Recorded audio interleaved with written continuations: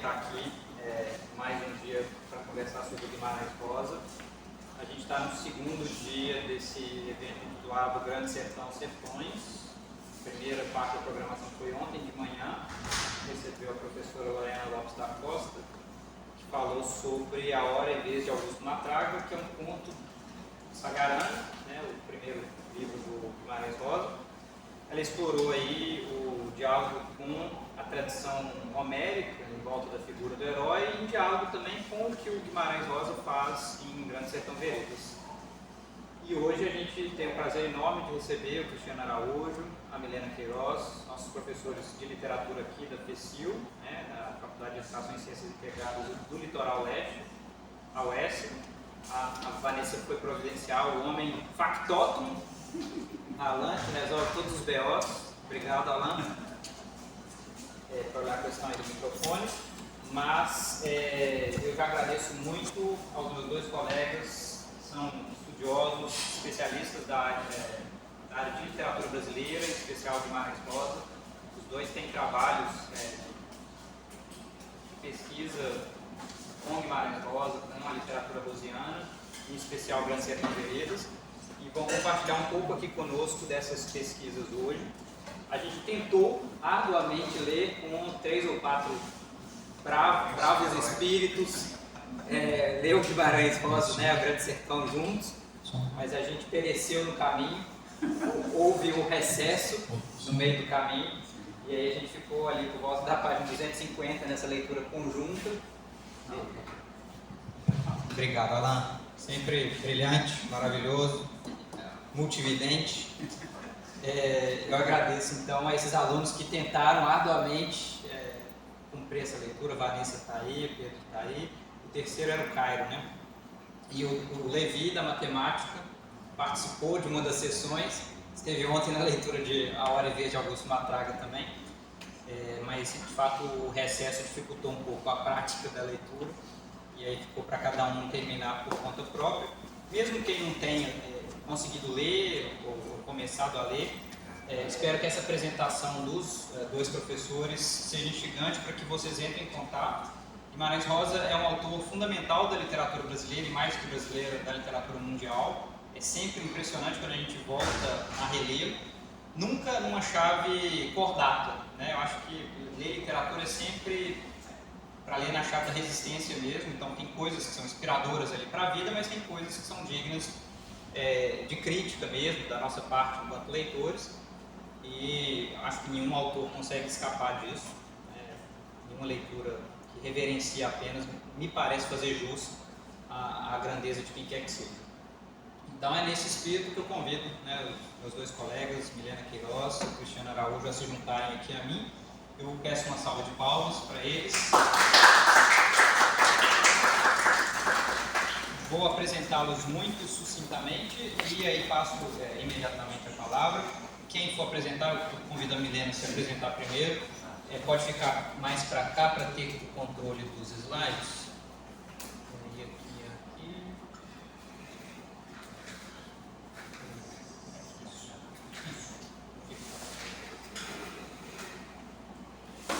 A Milena, que já é conhecida da maior parte de vocês, mas a gente tem um público de fora hoje, eu agradeço a presença desse público externo.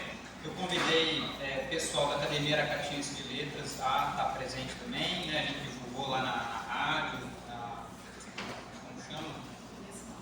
TV Sinal, isso. Aos poucos a gente vai tentando se apresentar aí para a comunidade aracatiense. Eu queria que parte desse evento fosse um pouco para isso, assim, para receber pessoas aqui, mas é gradualmente que isso acontece. A Milena de Lima Queiroz é nossa professora aqui, né, na UES, é doutora em Literatura e Interculturalidade pela Universidade Estadual da Paraíba, né, a UEPB, com projeto sobre transfronteira na obra de Guimarães Rosa. Ela realizou estágio doutoral na Universidade de Hamburgo, né, na Alemanha, tem mestrado pelo mesmo programa e mesma instituição e é graduada em Letras Vernáculas e suas literaturas pela UEPB, com experiência em docência em língua portuguesa, literaturas do ensino básico e no ensino superior. Foi professora substituta em outras universidades e tem interesses diversos, principalmente em teoria e crítica literárias contemporâneas, narratologia e nas relações entre literatura ética e política. Publicou recentemente, você pode depois comentar sobre esse lugar, aquele livrinho que é uma plaquete, uma crônica, né, um conto. Então, a Milena também produz literatura, é muito envolvida aí na divulgação da literatura contemporânea, trabalha nessa frente também. É uma alegria tê-la como colega de trabalho, que é uma honra mesmo estar com ela nessa noite de hoje. Eu passo a palavra, Milena. Muito obrigado pelo aceite. Muito obrigada, professor Rafael, pela apresentação, pelo convite. Obrigada a todas as pessoas presentes por esse momento de escuta de vocês. Obrigada, Cristiano, aqui por dividir a mesa para essa missão que é falar sobre literatura e falar sobre Guimarães Rosa. Missão no sentido de dificuldade mesmo. Porque, bem, fui começar a contar um pouco, me alongar muito. Mas já fazia um tempo que eu tinha apresentado algo sobre Guimarães, um tempo que eu digo desde quando terminei o doutorado, que foi 2022, e aí foi interessante esse retorno para pensar alguns elementos na obra de Guimarães. Aí saiu uma outra coisa que eu estava pensando, mas eu acho que é justamente porque é isso mesmo, né? Esse processo de se emaranhar um pouco por esses sertões aqui, no caso da obra de Guimarães Rosa, acaba trazendo esses caminhos diversos até mesmo do que se presumia.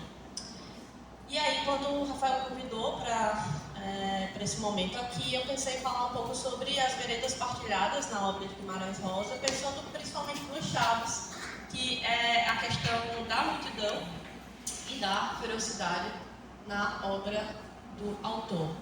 Então, para montar assim, esse percurso dessas veredas partilhadas, eu pensei nessa topicalização aqui, que seria literatura e os muitos, né?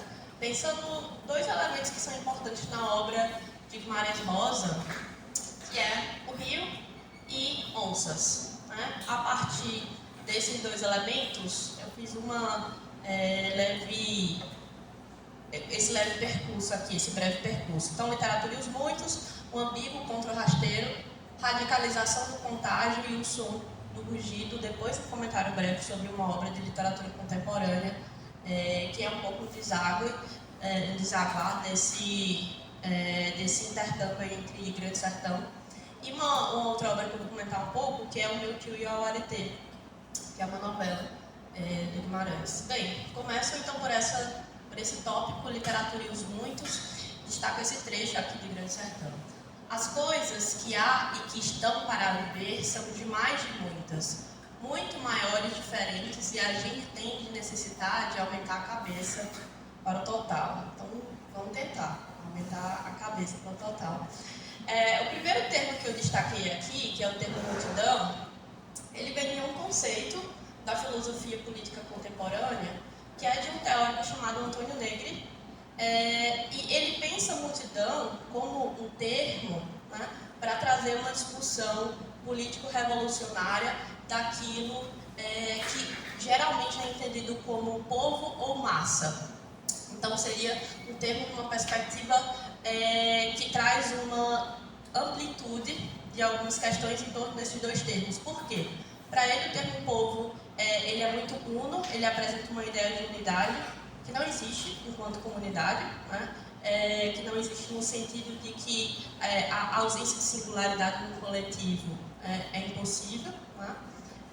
Aqui, por exemplo, um grupo relativamente pequeno, a gente tem, mesmo unidos em torno de uma mesma ideia, que é ouvir, assistir, enfim, falar sobre Guimarães Rosa, a gente tem as nossas diferenças, né? Então, a primeira questão é essa, né?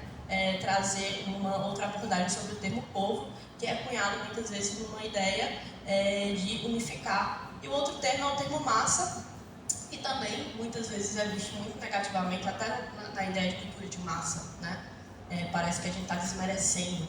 E quando na realidade está se falando justamente de algo que é múltiplo, de uma multidão, de um coletivo, de muitos sujeitos, de muitas perspectivas, de muitas singularidades. Então, o primeiro termo é esse, né, multidão, pegando aí essa perspectiva do Antônio Negri, que ele traz muito mais justamente dessa monstruosidade. Entendam monstruosidade no sentido de que foge a uma medida absoluta. Né? Pensar, por exemplo, no caso da criatura de Frankenstein, de que é impossível domar por completo, né? Porque, enfim, segue os próprios percursos. E aí ele faz essa defesa, né? Algumas obras, se utilizando para escrever sobre o que seria essa multidão. Vou ler esse trechinho aqui, que ele diz: precisamos hoje de novos gigantes e novos monstros, capazes de articular natureza, história, trabalho e política, arte e invenção, e de nos mostrar o novo poder que as atividades da multidão proporcionam à humanidade. Então é isso, né? É uma defesa por pensar a ideia de coletividade muito mais no campo da multiplicidade, e também justamente, né, de entender essa multidão, e aqui a gente está pensando em literatura de multidão, significa dizer que tem uma segunda parte disso, né? O teórico Luciano Justino, ele vai, a partir desse termo político-filosófico multidão, pensar literaturas de multidão. Então, que seria justamente essas narrativas, ele pensa, tem como base a narratologia, na área da narrativa, dessas narrativas com esses muitos, e os muitos estarão tanto para, por exemplo, a potência oralizante, o poder da fala, né, em muitas narrativas, do enlace entre os personagens, dos muitos e muitos significados mesmo, né, dessa pluralidade que é notada nessas narrativas. Ele diz que são narrativas nas quais se observa essa concomitante condição de sujeito e produto da prática coletiva. Quando se é prática coletiva, então a gente tem um grupo, mas essa condição de sujeito não é tirada. Então é um pouco esse entendimento do múltiplo mesmo, né? Literatura de multidão. Eu tomo como empréstimo para pensar um pouco aqui a obra de Guimarães Rosa, partindo de Grande Sertão Veredas, passando um pouco por Meu Tio Iauareté e O Som do Rugir da Onça, que é uma obra que, enfim, vou comentar um pouquinho depois, da Micheline Veruschi. E a partir desse conceito e de um outro conceito, que é o conceito de ferocidade, que já é da fortuna crítica de Guimarães Rosa, o Silviano Santiago vai escrever um ensaio, depois comprou um livro, intitulado Genealogia da Ferocidade, e aí vai fazer essa genealogia de como o Grande Sertão Veredas é uma obra que foge a muitas classificações, né? Ele nega algumas classificações historicamente atribuídas pela crítica literária à obra, e inclusive no próprio tamanho monstruoso, no momento em que ele leva em consideração que na época que essa obra é publicada, em 1956, aquilo que estava se seguindo era uma lógica de uma literatura que fosse tudo muito conciso. E aí ele vem com a literatura de excessos. E essa lógica do excesso é uma lógica da multidão. É um pouco por esse excesso que eu vou comentar um pouco, que eu vou comentar também. Enfim, então, à luz dessa multidão e dessa ferocidade, pensar um pouco o Grande Sertão e Meu Tio Iauareté. Primeiro ponto é esse, né? Desse rio, pensando aí desses dois elementos, né? Rios e onças. Desse rio de excesso, por exemplo, eu gosto muito do fato de que algumas vezes, para descrever um só elemento ou para nomear um só elemento, ele usa uma série de termos. Um dos pontos de retorno ou de aspirar a retorno, porque não volta para o mesmo ponto, né, mas volta para outro momento do Grande Sertão Veredas, é o questionamento se existe diabo ou não. Né? Tem diabo ou não tem diabo? E tem uma grande questão vinculada à própria história do protagonista, que é Riobaldo, que é o fato de que, no momento quando ele era mais jovem, né, desses 3 dias, porque essa história aqui, né, é uns 3 dias que tem um moço na casa dele, ouvindo esse homem falar sem parar. Então, nesses 3 dias que este homem está lá, ele está contando a história da vida dele de uma maneira muito desorganizada, no sentido de que, obviamente, que ele não faz isso cronologicamente, né? Mas, enfim, quando mais jovem, ele se torna líder do bando, do bando de Jagunço, antes ele era Tatarana, quando ainda não era líder, e quando ele se torna líder, ele se torna Urutu Branco. Depois de Urutu Branco, ele... eu fico pensando algumas coisas para comentar, são sempre spoilers. Mas, depois de Urutu Branco, ele tem um objetivo, junto a Reinaldo, que é a sua dupla ali, de Adorim, que é matar um certo sujeito. Tá? O sujeito que lidera um outro bando, que ele chama de Judas, junto com outro, enfim, então esses dois Judas, né? E para isso ele se propõe a fazer um pacto, inclusive porque a história que ronda é que este sujeito que ele quer derrotar é um pactário, fez um pacto com o diabo. Então, essa questão da existência do diabo acaba sendo importante para ele, porque duas questões. Primeiro, se o diabo existe, então ele pode ter feito o pacto quando ele foi lá para as veredas, chamou por Lúcifer, esperou e não viu nada. Mas aí, se o diabo existe, pode ser que o diabo tenha aparecido, fez um pacto com ele sem ele saber se o diabo estava lá, só para ele passar a vida toda pensando se o diabo existia ou não. E aí, a partir disso, que ele se torna esse líder e tudo mais, algumas outras coisas acontecem. Eles conseguem matar esse sujeito que eles queriam, só que uma pessoa muito próxima dele, muito importante, morre. Né? Então, se o diabo existe, se ele fez o pacto, e se o diabo cumpriu com aquilo que ele queria, que era matar aquele sujeito, a pessoa próxima dele pode ter sido tirada por causa do pacto que ele fez. Ou seja, se o diabo existe, ele é culpado. Mas se o diabo não existe, ele não fez pacto. Né? E aí é uma questão que fica sendo retomada, e nesse monólogo diálogo, que é a obra, né? Porque tem esse sujeito, esse senhor que aparece na casa dele, e ele está contando essa história para esse senhor, e a obra abre com travessão, né? E só tem essa travessão toda a narrativa. Então, como se um diálogo, porque a gente sabe que está tendo uma resposta, mas não tem uma outra parte do diálogo, então é meio monólogo, meio diálogo ali. Mas tudo isso eu queria dizer que um dos excessos é essa questão do diabo e o tanto de termo que aparece sobre o diabo. Por exemplo, minha mãe, sangue do outro, muitos beijos, rasgo embaixo, faca fria, fancho bode, asa em árvore. E aí eu vou ler um trechinho. Marquei aqui. É muito grande, mas tá certo, né? Eu vou ler um trechinho que é justamente num dos outros tantos momentos que ele está nessa conversa, meio que sozinho, né?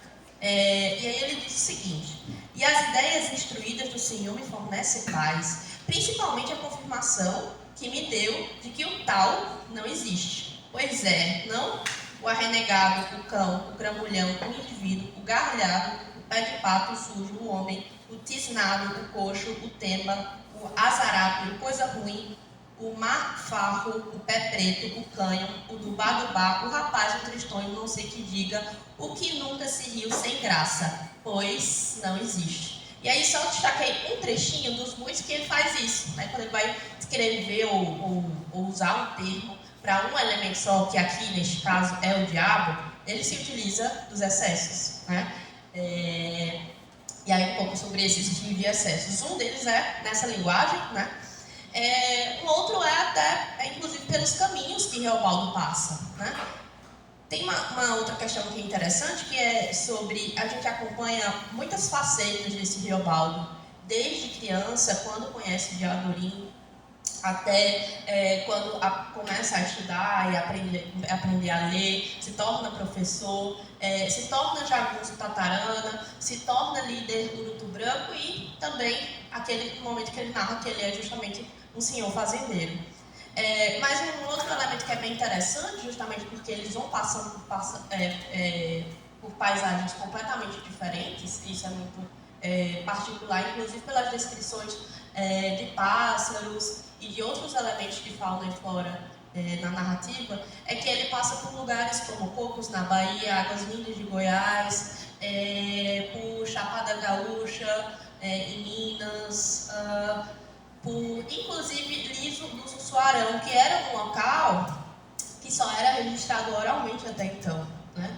Eu vi numa dissertação de um engenheiro florestal que só posteriormente, que antes se falava que esse deserto não existia, né? Que Riobaldo passa, e aí é um dos locais lá na Bahia que tem a passagem também de Riobaldo. Enfim, então esses excessos estão inclusive no percurso desses sujeitos, né? Guiado pela fala do Riobaldo, mas que encontram com muitos outros.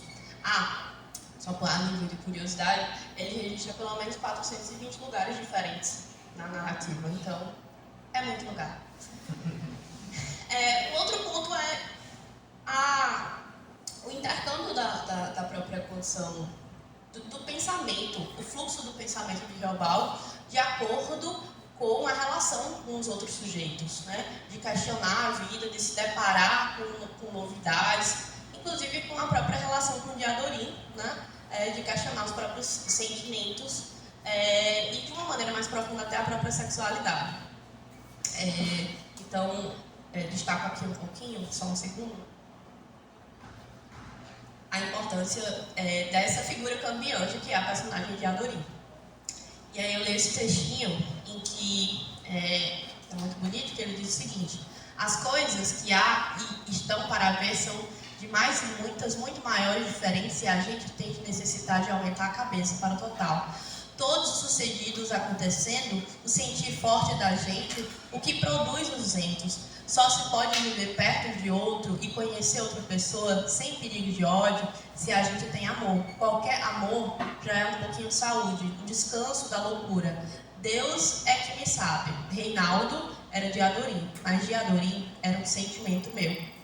Que é um pouco sobre esse impacto do outro, né, neste caso precisamente de Adorim, no próprio pensamento, na própria maneira de ser, aqui no caso do Riobaldo.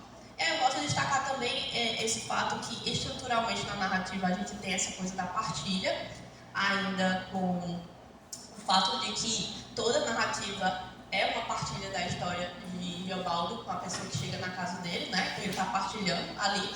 E ele tem alguns trechos no qual ele fala sobre como, talvez também porque a idade, né? Ele já é um senhor de idade ali quando ele está compartilhando. E aí, ele fala muitas vezes sobre a importância da partilha, sobre como viver a partilhar também. Por exemplo, quando ele diz o seguinte: a gente só possui realmente uma coisa quando é repartindo com outros. Só se tem, de fato, o que se reparte.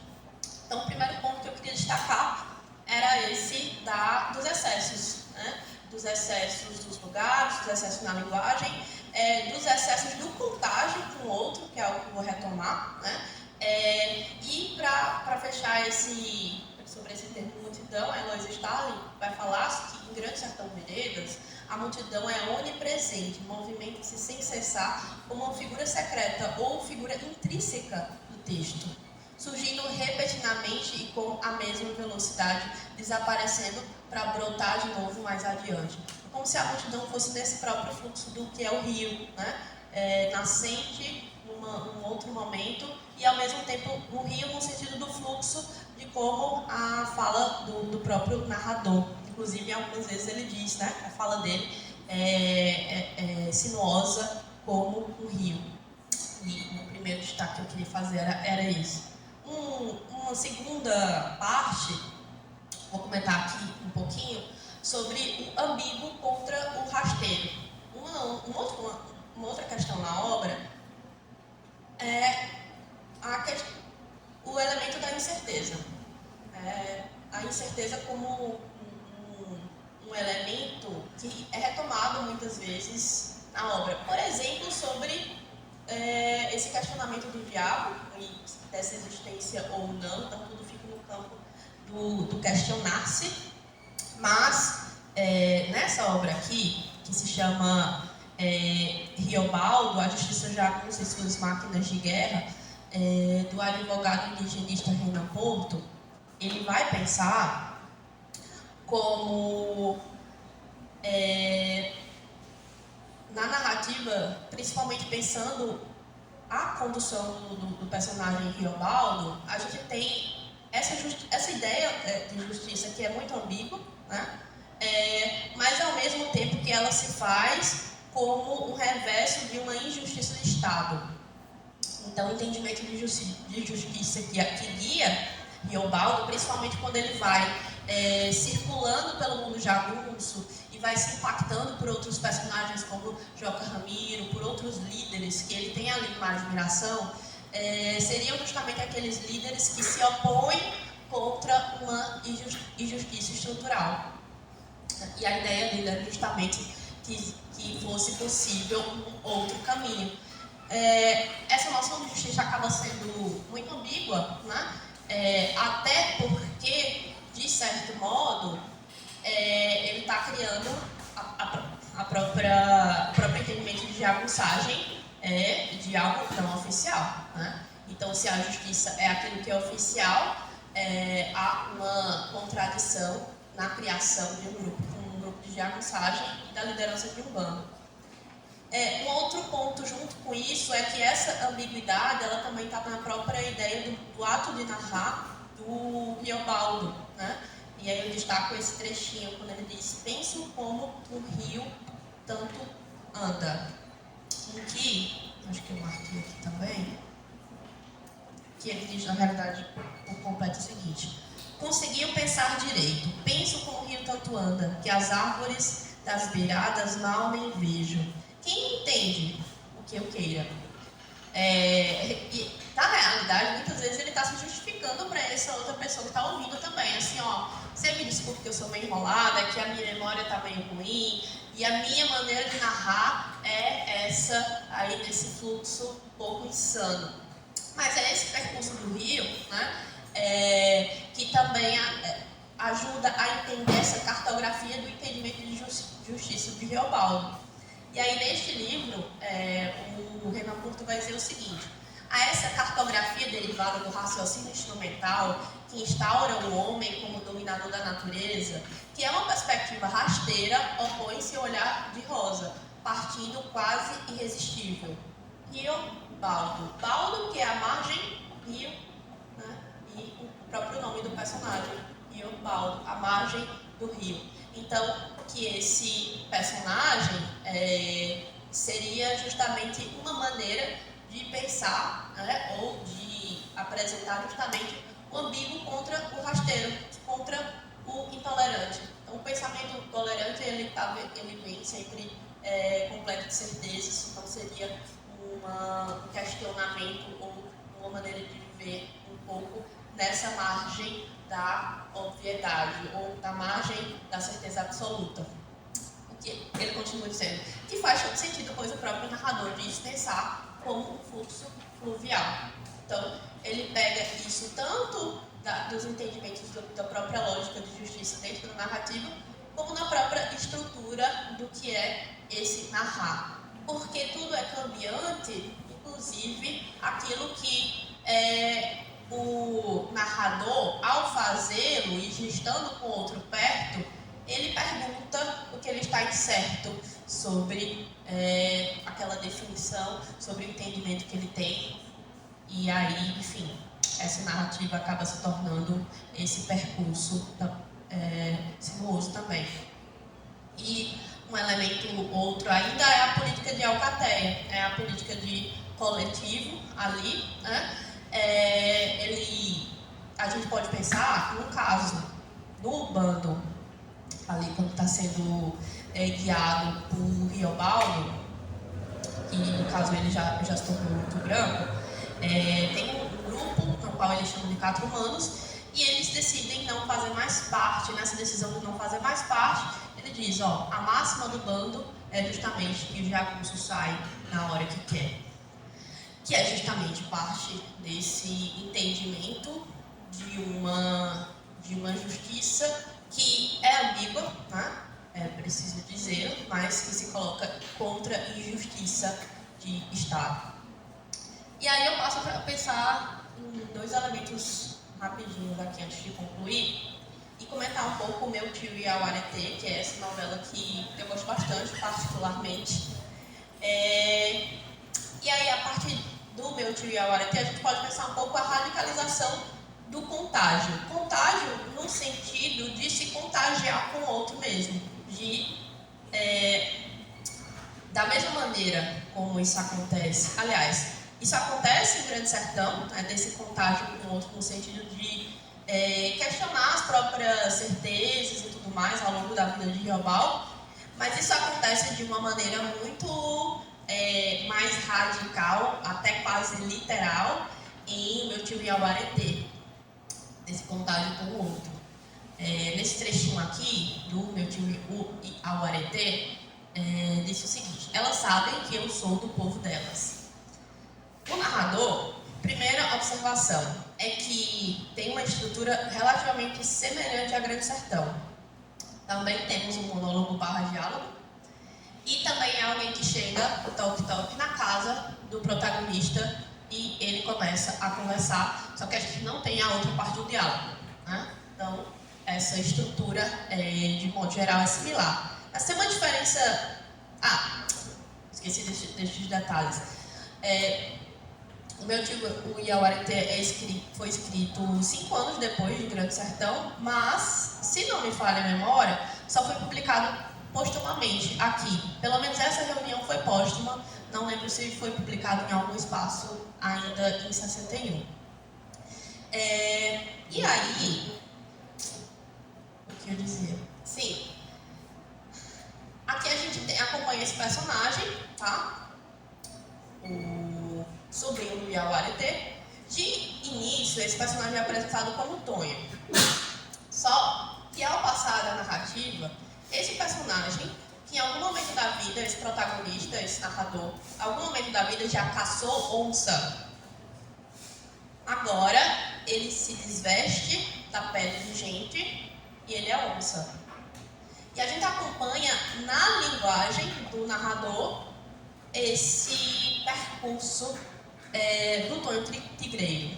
Tá, então, Tonho Tigreiro narra sua experiência de vida na região sul do Mato Grosso em contato, diz Santiago, violento e fraterno com onças. Há um senhor que bate à sua porta. E aí, por que seria esse contágio radical, né? Desse com o outro? Bem, vamos lá, de novo, então, para acompanhar esse processo. Tonho tinha sido onceiro, caçava onça, agora ele tira essa pele de gente. Iauaretê, ou Ivaretê, é o nome que se dá a povos indígenas que ficam na fronteira entre Colômbia e Brasil. Então, é um povo transfronteira, e uma narrativa do povo é de que existe os seres iauaretês. Os iauaretês, eles podem ter pele de gente ou podem ter pele de onça. Se tiver na pele de onça, pode ser em algum outro momento vestir de pele de gente. Então, não é necessariamente como se fosse uma transformação. Não é que o indígena se torne onça. Para a narrativa, é que o Iauaretê tem essas duas peles. Tá, então, nesse trecho aqui, a gente está acompanhando esse personagem passando, né, chegando, tirando a pele de gente e estando agora com pele de onça. Ele que já tinha sido caçador de onça. E agora ele foi tão contaminado por aquilo que ele caçava que ele percebe que agora, nessa posição, a onça é ele. Porque esse outro que bateu a sua porta, diferente do outro de Grande Sertão Veredas, que estava lá só para ouvir a história, está lá para matá-lo. E aí ele, né, nessa posição aí de guerra, ele se coloca na posição de ataque. Eu li esse trechinho aqui, que ele já está se ossificando, e a gente percebe isso porque vai ficando um pouco confuso de ler. Porque a linguagem também vai se mesclando com outros elementos que eu vou destacar um pouquinho aqui, rapidinho. Ó, nesse trechinho. Ele está falando com o cara, né, que está ali, um olhar ameaçador pro lado dele, e ele fala: "Você tem medo? Tem medo não? Pois vai ter. O mato todo tem medo, onça é carrasca. Amanhã você vai ver, eu mostro o rastro dela. Ô homem doido. Eu, onça. Sou o diabo não. Messé que é o diabo, ô boca torta. Messé é ruim, feio. Diabo, capaz que eu seja. Eu moro em rancho sem paredes. E aí, ele já está começando, ele começa assim na narrativa a voltar para isso. Você não tem medo de onça, não? Ele começa a falar assim umas histórias. Tem uma onça ali que matou um sujeito parecido assim com você. Matou rápido, não sobrou nada. E aí ele está perguntando, mas você não tem medo, não? Pois deveria ter, né? E tem um outro elemento que é interessante, né, nesse linguajar onça, que é, por exemplo, destacar uma palavra aqui, que é boca torta. Lá no dicionário de língua geral, Nhingatu ou Tupi moderno, do Eduardo Navarro, ele destaca um termo que é Jurupari. E Jurupari é um personagem mitológico dos povos indígenas da América do Sul. Esse Jurupari vem do termo do Tupi antigo, que é Juru, boca, e Apar, torta. Então, aqui a gente tem uma palavra inventada, que é meio que a tradução literal de Jurupari. É um termo que existe na literatura rosiana, mas que ao mesmo tempo é uma mescla do português com o tupi antigo. E ele faz esse procedimento por todo o ponto, não apenas com o tupi antigo, como também com o Nhingatu.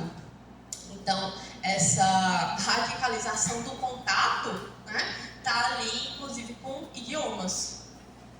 Então, essa onça é gente, a gente é onça, e boca torta é um termo que também é da literatura dele, mas é uma tradução literal do tupi. E, já quase finalizando, juro, eu vou pensar um pouquinho sobre o desaguar dessa gente, onça, gente, e desse rio narrativo numa obra de literatura contemporânea que é O Som do Rugido da Onça.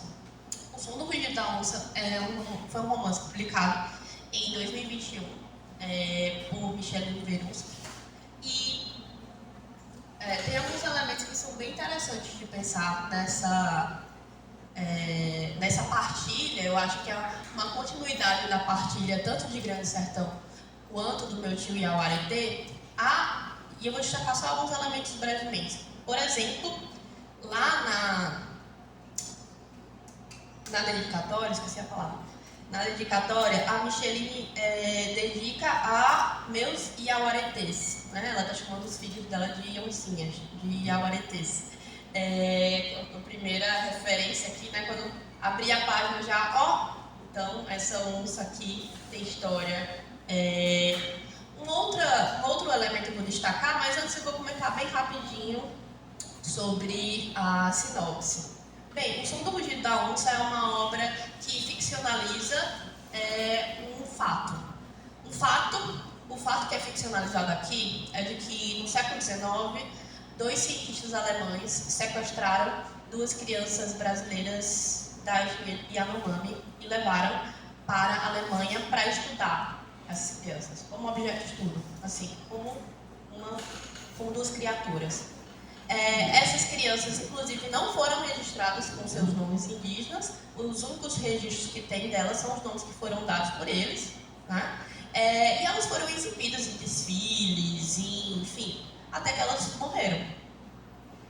A Michele pega esse fato, né, e ela ficcionaliza.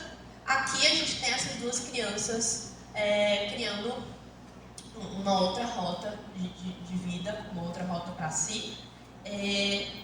E a Inhê, que é o nome indígena que Micheline aponta para essa personagem, né, já que a gente não tem nenhuma informação histórica sobre essas crianças, a Inhê, que é a menina, né, ela, no final, um spoiler, mas é um spoiler saudável, ela tira a pele de gente. Antes disso, no início do 2º capítulo, a epígrafe que a gente tem é essa daqui. A gente quer passar o rio a nado, e passa, mas vai dar na outra banda, num ponto muito diverso do que em primeiro se pensou, que é de Grande Sertão Veredas. E lá no finalzinho, que a gente tem essa passagem, né, de Inê quando tira a pele de gente. Vou passar aqui, eu vou ler esse trechinho. Piaqui, findou-se a precisão de ter de usar a pele de gente. Roupa que primeiro usei, mole andar, feito pessoa anda. 2 pés por riba do chão, de debilidade, de criatura, que dessa existência por si se andaria. Por certo que fui Inhê, caída de buritizeiro, roubada, desnomeada, depois Miranha, Isabela, Guarã e Inhê. Agora, quero mais não. Nem roupa, nem nome, nem esse arrazoado de palavras. Despossuo tudo de que já tive precisão. Agora, não quero mais. E aí esse percurso que é feito aqui, né, que a gente acompanha de Inhê, aqui na realidade o que aconteceu foi que quando ela foi sequestrada e foi levada, ela tira a pele de gente. E aí ela, ela é essa onça, né, esse Iauaretê. E me parece que é parte dessa possibilidade, né, dessa abertura. Primeiro que dessas 2 obras de Guimarães que eu destaquei aqui são obras com finais bem abertos, né? O Grande Sertão Veredas termina com uma lemniscata, que é um símbolo do infinito, né?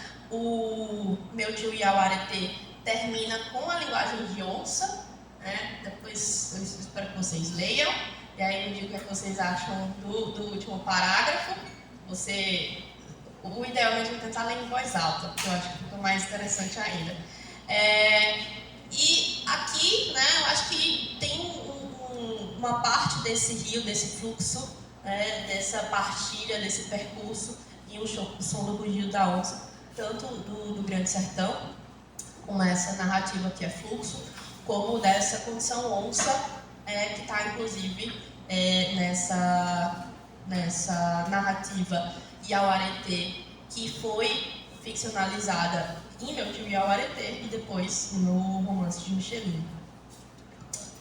E aí eu volto para destacar esse trechinho aqui do Grande Sertão, que diz o seguinte: a gente só possui realmente uma coisa quando é repartindo com os outros. Só se tem de fato o que se reparte.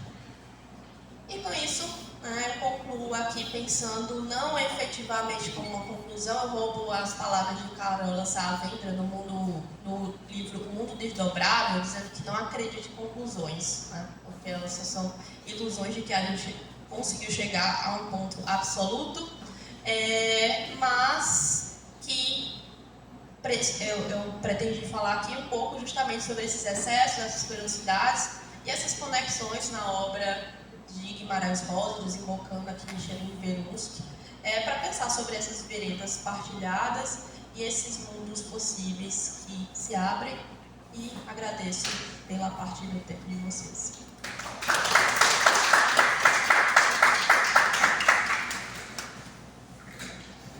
Muitíssimo obrigado, Milena. De fato, abre aí para diferentes frentes, né, para a gente pensar a literatura rosiana, que ela deságua e produz, de certa forma, até os dias de hoje. Então, muito instigante mesmo. Tanto o conto, né? Essa foi até uma dúvida que eu tive na hora de pensar o evento.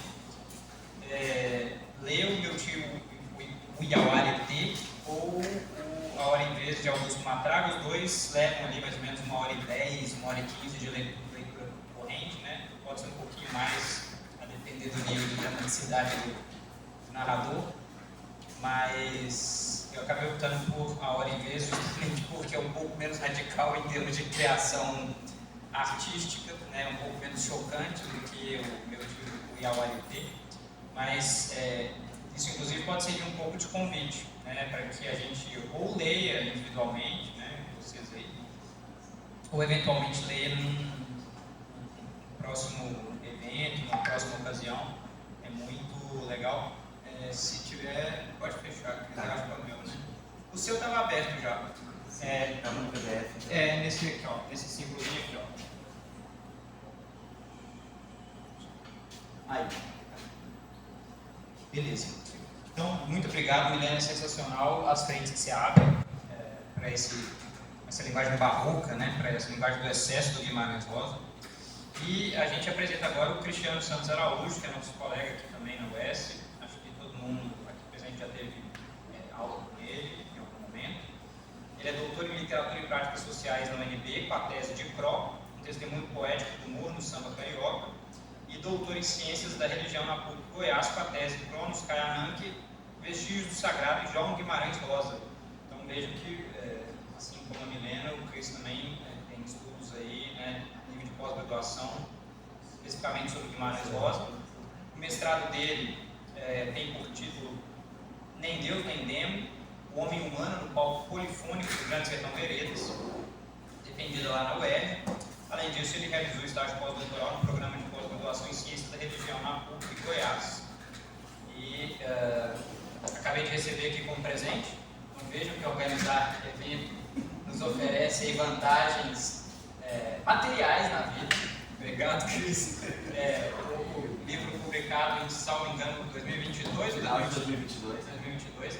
O Jogo entre Tempo e Destino em Guimarães Rosa. Tá? Então, se eu estiver ali, vou falar bem aí do Cris, do tá? Passo a palavra, Cris, muito obrigado por estar aqui conosco. Uma alegria, uma honra enorme. Grande colega. Boa noite, minha gente, tudo bem? Temos aqui um grande privilégio de estarmos aqui os 3 professores, né? Professores de literatura aqui da FECIL.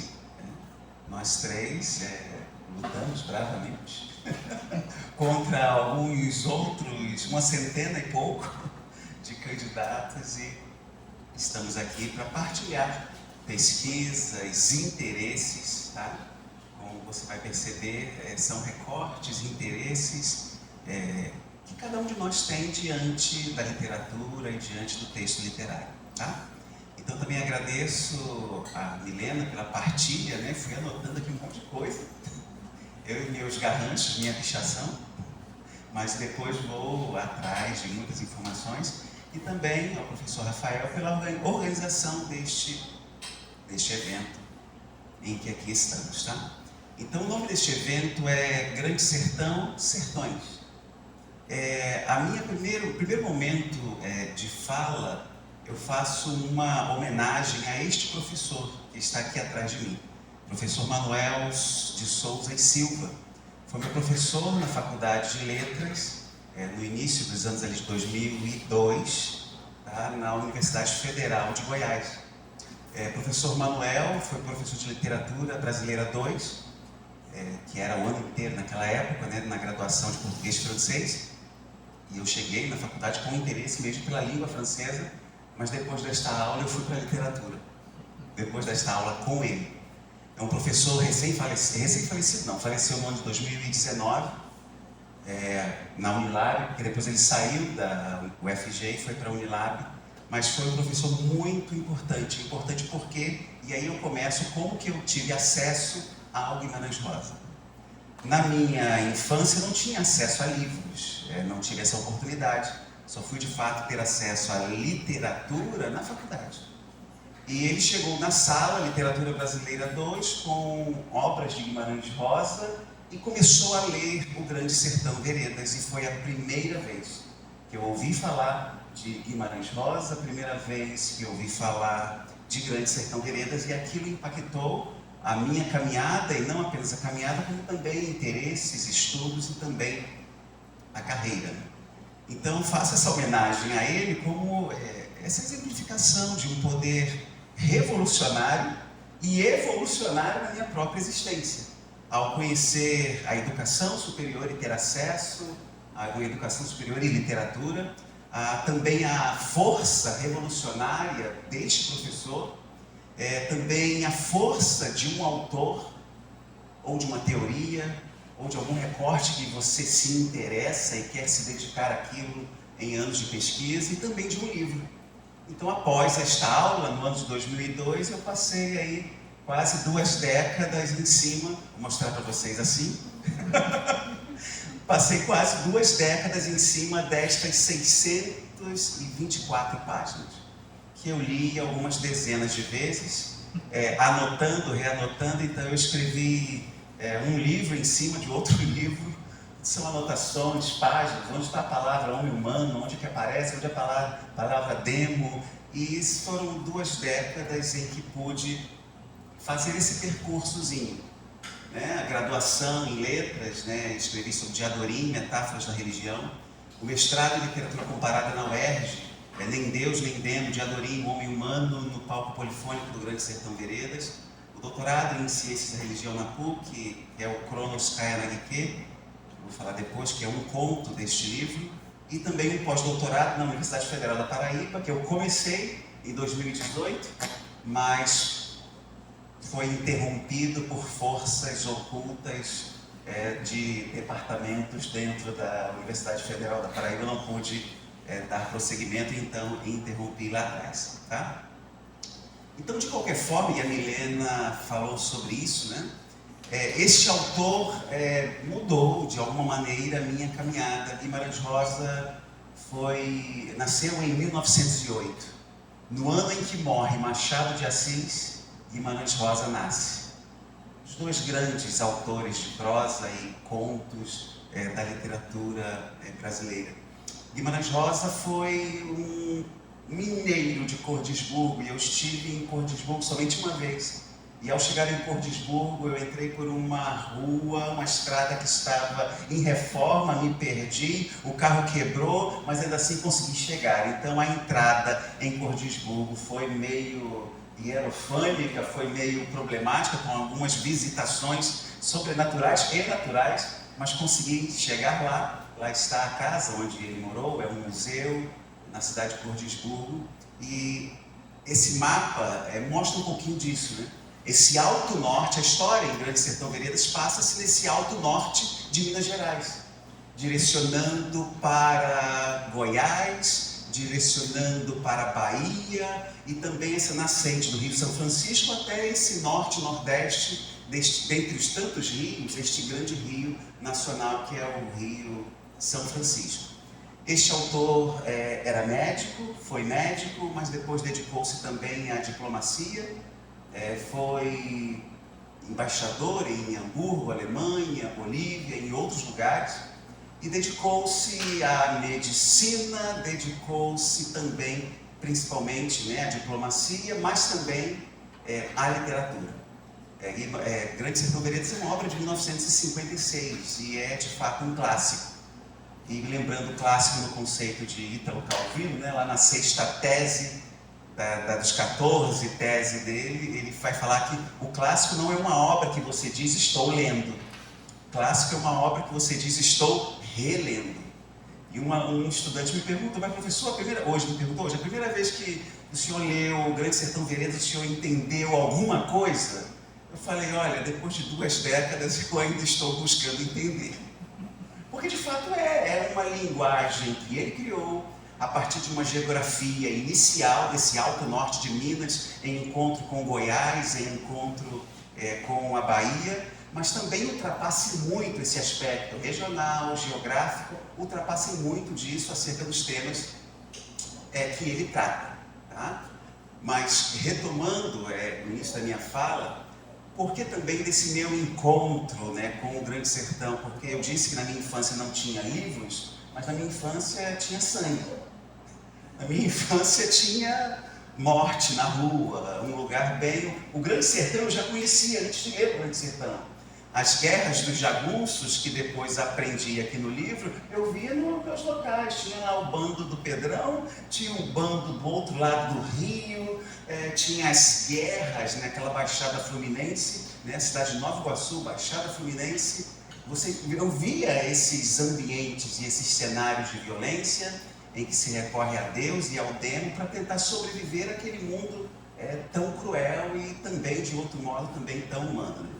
Então, o encontro com esta obra, com este autor, no meu caso, direcionou também a carreira. Dentre os temas que este autor trata. Por exemplo, a professora Milena falou desses embates. Por exemplo, um dos doutores, ou um diálogo que ele muito estabelece é com Quelemem de Góis. Góis é Goiás. Os 2 nomes dos inimigos a serem vencidos eram Hermógenes e Ricardão. 2 homens e líderes dos bandos inimigos. Então, toda essa transição, né, de Riobaldo, o Riobaldo Tatarana, o Urutu Branco, o chefe dos jagunços, o velho fazendeiro que está recontando e trazendo as memórias da vida, de coisas que ele passou, os espaços da infância, da escola, com a natureza, com a geografia, esse povoamento de Deus e o diabo que desde o início do livro isso se traz. Por exemplo, o livro começa com uma expressão, nonada, e 624 páginas depois termina com uma palavra, travessia. Então, entre nonada e travessia é um redemoinho de nomes, de pessoas, de guerras, de jagunços, de política, política em confronto com essa jagunçagem, esse alto norte de Minas, esses embates da geografia que ultrapassam a própria geografia, quando, por exemplo, você pensa no tal do liso do Sussuarão, que é esse encontro, como a professora Milena falou, desse encontro dentro da Bahia. E se você tiver que atravessar esse alto norte de Minas Gerais, você passa por regiões inóspitas ao extremo. Por exemplo, um deles é o Vale do Jequitinhonha. O Vale do Jequitinhonha está nesse alto norte de Minas Gerais, indo em direção à Bahia. Quem sabe esse liso Sussuarão também perpassa esse local que ainda hoje é um dos lugares mais pobres, os bolsões de pobreza do Brasil está nessa região alto norte de Minas com a própria Bahia. Esse momento do pacto, né, que também a professora Milena falou, esse pacto é com o quê? É com o que existe, é com o que não existe. Então, esses interesses dão assim anos, e também tem que se ter muito fôlego, porque a obra é extensa e difícil de fato de ler inicialmente, mas a fortuna crítica é maior ainda. Você tem milhares de autores, centenas de autores clássicos, que você tem que também mergulhar, além das obras, centenas de autores clássicos dentro dessa fortuna crítica, e uma delas que eu tive primeiro acesso foi aquela, né, Fortuna Crítica, volume 6, do Afrânio Coutinho. Você tem uma diversidade de autores compilados ali, e depois você vai descobrindo dezenas de outros autores para entrar na história desse autor. Então, quando se pensa em Grande Sertão Veredas, nós estamos falando das memórias de um jagunço chamado Riobaldo, tendo como fio condutor, de fato, Diadorim. Diadorim aparece na história como o menino, porque eles se encontraram às margens do Rio São Francisco com 14, 13 anos de idade, e é Diadorim que atravessa, inicia com coragem Riobaldo. Riobaldo era um adolescente medroso e Diadorim era extremamente corajoso e o leva para o outro lado do rio. Depois é Reinaldo, depois é Diadorim e ao final é Maria Deodorina da Fé Betancourt Marins. Esse nome extenso e o descobrimento de que ela não é um homem, mas uma mulher, se dá na morte, quando Riobaldo estabelece essa batalha final contra Hermógenes, mas na verdade Diadorim morre nesse processo e é uma das cenas belíssimas. O livro é centenas e centenas de cenas, de contos internos. É uma cena belíssima quando ele de fato descobre que Diadorim não é homem, mas Diadorim é uma mulher. E aí traz mais um outro nível de reminiscências a por que então eu não venci esse meu sentimento, esse controle e não tive um relacionamento com ela. Tudo bem. Então, além deste livro, e aí entro num outro que me influenciou, e leva até o título, Jogo de Tempo e Destino, é este conto, Cronos Caia Nagike. E tem um subtítulo que é maravilhoso e imagino que vai te interessar. A mais extraordinária história do xadrez, contada a adeptos ou a não adeptos do tabuleiro. Olha o subtítulo. E essa aqui é a capa original.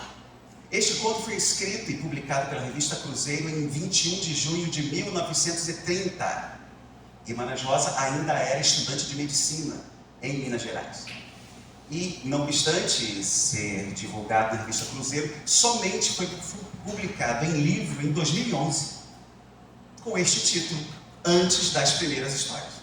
Então você perceba, é um conto do jovem Guimarães Rosa, importantíssimo, dentro desse livro. Esse livro, então, tem 4 contos que o jovem Guimarães Rosa escreveu entre os anos de 1929 e 1930.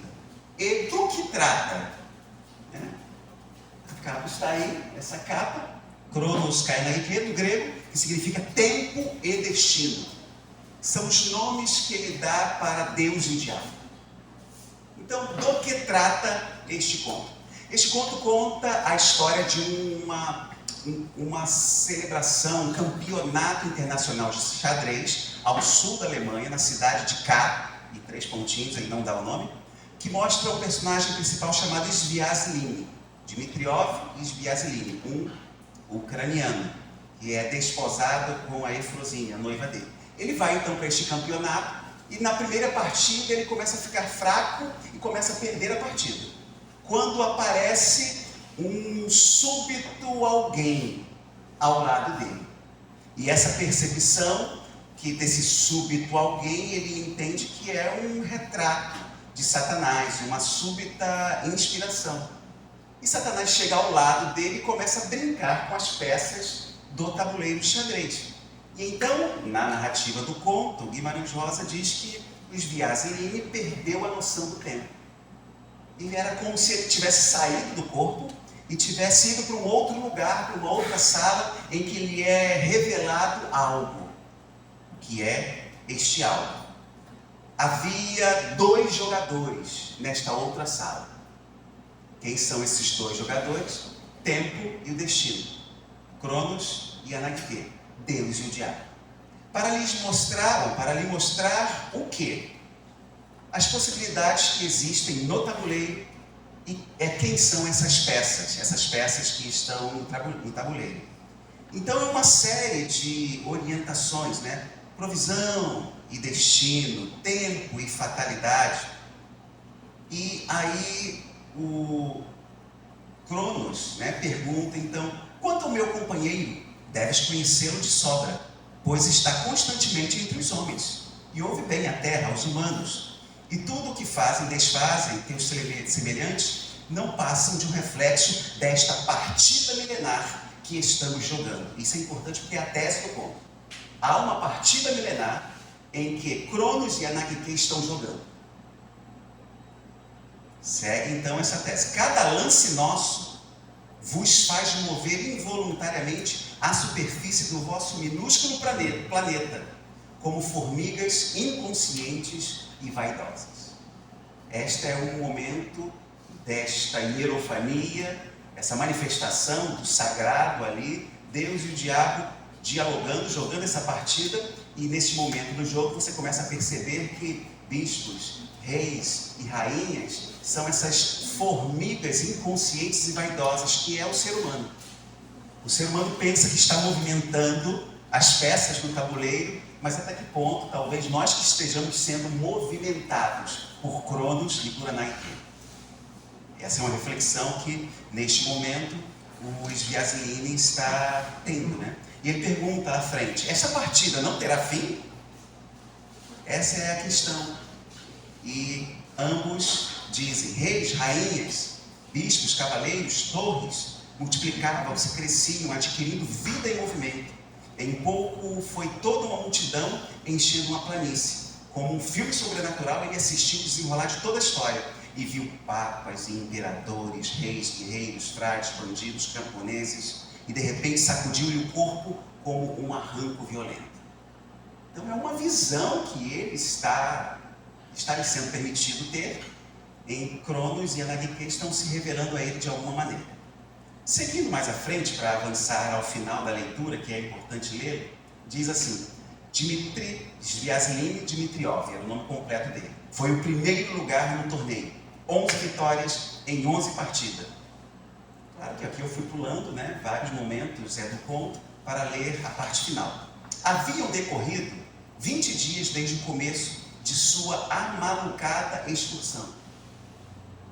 E enquanto o velho Cronos o distraía com as visões fantasmagóricas, Anarquia, disfarçado, substituíra Sviazhline no torneio, alcançando estrondorosa vitória. Aí é a conclusão do conto. Mas o que motivou a justa e geral admiração foi Svjazinski abandonar por completo tudo o que se relacionava com o jogo de xadrez. Mais forte que Adão, recusara provar o fruto da ciência, e mais humano que Prometeu, não se atrever a roubar o fogo do céu. É a conclusão do conto.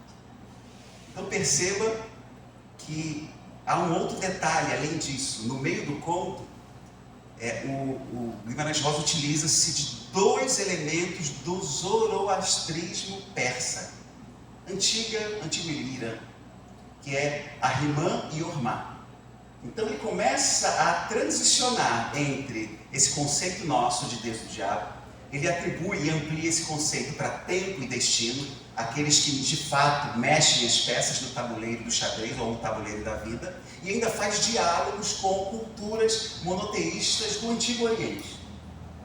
Então ele transita sul da Alemanha, transita com o Antigo Oriente, para trazer uma reflexão a nós, e essa é uma reflexão trabalhada neste livro, que é o tema, na verdade, de nossa fala. Esse aqui é o resultado da tese de doutorado na PUC Goiás, defendida em 2017, né? O jogo entre tempo e destino, em Guimarães Rosa. Grande Sertão Veredas, é possível pensar em um diálogo com este conto? Esse foi um caminho, dentro da tese, de lançar essa possibilidade de que Kronoskaya Nagike é a origem do Grande Sertão Veredas. Porque o jovem Guimarães Rosa, neste conto, Tempo e Destino, a mais extraordinária história do xadrez contada a adeptos e a não adeptos, isso em 1930, estabelece já todas as matrizes. Principalmente se você pensar Deus e o diabo nesse redemoinho, a função de Deus e o diabo movimentando as peças, não do torneio de xadrez, mas do Grande Sertão, o próprio sertão ou os sertões. Então isso foi uma das questões que são desenvolvidas aqui.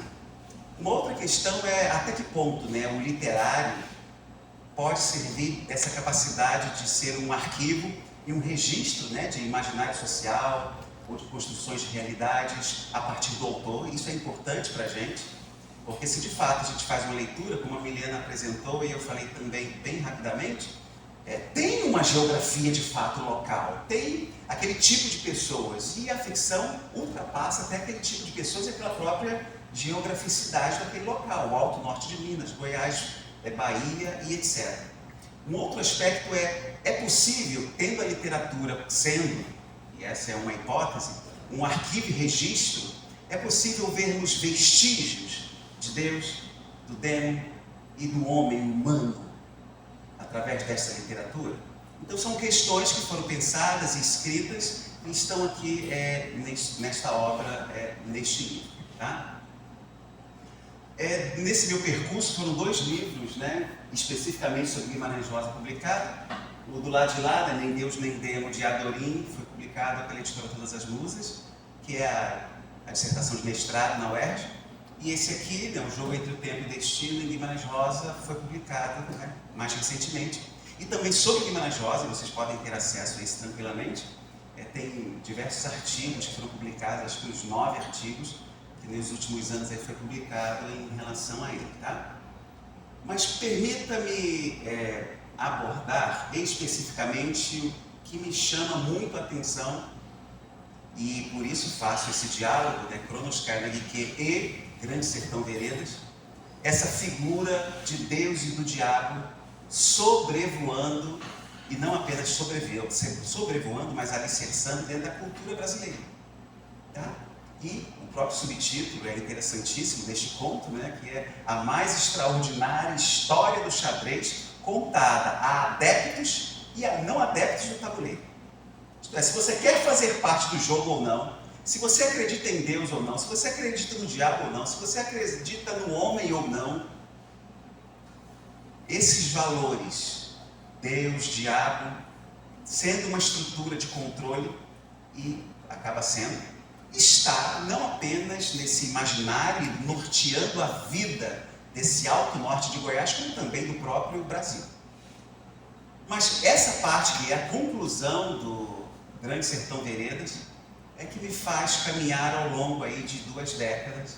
E aí, ao fim, né, de 2 décadas, eu deixei um pouquinho Guimarães Rosa de lado e depois fui estudar samba.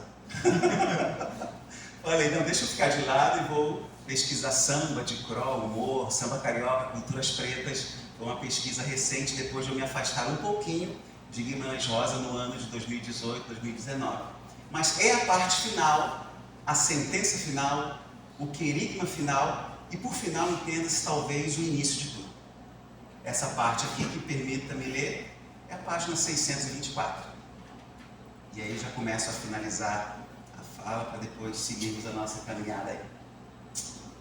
Compadre meu, Kelemem, me hospedou, deixou-me eu contar minha história inteira. Como vi que ele me olhava com aquela enorme paciência, calma de que minha dor passasse, e que podia esperar muito longo tempo, o que vendo tinha vergonha assaz. Mas, por fim, eu tomei coragem e tudo perguntei. O senhor acha que eu vendi a minha alma? O senhor acha que a minha alma eu vendi? Pactário? Então ele sorriu pronto e sincero e respondeu. Tem cisma não, pensa para diante. Comprar ou vender, às vezes, são as ações que são quase sempre iguais. E me encerro aqui. Mire e veja. Isto não é o de um relatar passagens de sua vida em toda admiração. Conto o que fui e vi no levantar do dia, auroras, encerro. O Senhor vê, contei tudo. Agora estou aqui quase barranqueiro, para velhice vou com ordem e trabalho. Sei de mim? Cumpro o Rio São Francisco, que de tão grande se parece um pau grosso em pé enorme. É uma descrição fálica, né, do falo, mas também é esse alto norte de Minas, que pega o Rio São Francisco e sobe para o norte e nordeste. Tem também essa ideia. A sentença final do livro, são as últimas palavras. Amável, o Senhor me ouviu. Minha ideia confirmou que o diabo não existe. Pois não? O Senhor é um homem soberano, circunspecto. Amigos somos, não nada. O diabo não há. É o que eu digo. Se for, existe, é homem humano travesti. Encerra-se. Só neste recorte aqui teria umas 7 questões para analisar. Mas eu quero fazer pelo menos 2 recortes. O primeiro, a expressão homem humano, e o segundo, o diabo não existe. Tá? Primeiro, a expressão homem humano aparece apenas 3 vezes no livro inteiro. 3 vezes no livro inteiro. A primeira expressão, homem humano, se refere a um homenzinho pequeno chamado José Alves, confundido com um bugio, com um macaco. E os jagunços, estando Riobaldo presente, o comem, cozinham, assam e o comem, e depois de comer, percebem, cadê o rabo desse macaco? Não acharam o rabo do macaco e perceberam que eles tinham acabado de devorar um homem humano. A segunda expressão aparece lá com um personagem chamado Sidurino, em que na guerra entre jagunços eles ficam naquele embate. Temos que matar ou não matar? Ele diz assim, temos que matar. Nossa inclinação é para matar. Então perceba essa dimensão. A primeira dimensão que aparece o homem humano é o homem devorado. A segunda dimensão na guerra dos jagunços em que aparece o homem humano é o homem devorador, aquele que mata e que devora. E a terceira e última vez, na página 624, nesta sentença que não havendo o diabo e o diabo não existe, o que há, se for, é o homem humano. Só apenas 3 vezes. Mas por que aparece isso? E na tese a gente defende isso, né? Na página 429 vai falar que esse homem que transita pelo sertão é um homem provisório. Esse homem provisório está nesse mundo misturado. E tantas outras expressões. Riobaldo é o homem pelo homem. Vai aparecer tantos termos ligados a essa conotação de que esse homem brasileiro é um homem provisório. Porque nesses sertões ele está povoado e tem 2 elementos que são utilizados como instrumento de controle, isso é, Deus e o diabo. Enquanto ouvir Deus e o diabo, esse homem é um homem provisório. Agora, se você tira um desses elementos, esse homem tem a possibilidade de se tornar um homem humano. Isso é apenas uma veia de leitura e interpretação sobre. Existem outras. Barulho aqui? Não, ela Ah, tá. Existem tantas outras. Porque se o diabo não há, é uma tentativa de descontrole do imaginário. Isso é uma teoria, né, do Luiz Costa Lima, professor antigo da UERJ, que fala sobre isso. Que existem romances que foram escritos pensando no desverto, isso é, há um controle do imaginário e romances que são escritos dessa possibilidade. E de fato, Guimarães Rosa, dentro do seu trânsito de cartas, ele teve cartas com o tradutor italiano, Eduardo Pizarro, tradutor alemão, Gunther Lorenz, e ele, para o Gunther Lorenz, vai dizer isso, que a minha escrita é para fazer com que o homem seja amo da criação. Então, ser amo da criação é ter a possibilidade de você criar, ou quem sabe, recriar. E pensando no Alto Norte, jagunço, sertão, catolicismo, mineiro e brasileiro, você dizer, o que significa dizer que o diabo não existe? O diabo como pessoa, o diabo como persona, o diabo como essa entidade, o diabo como aquilo que povoa não apenas o imaginário, mas exerce controle. E uma das formas de exercer controle é a utilização da própria religião. A religião é uma ferramenta de controle. Tá? O próprio cristianismo faz com que o homem seja um homem super culpabilizado.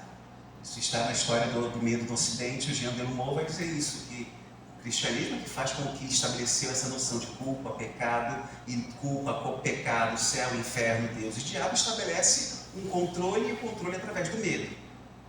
E o que seria então esta perspectiva de que o diabo não há, existe é homem humano? É uma sentença do global, tendo perpassado desde o início o diabo no meio da rua, no redemoinho. Isso repete várias vezes no romance.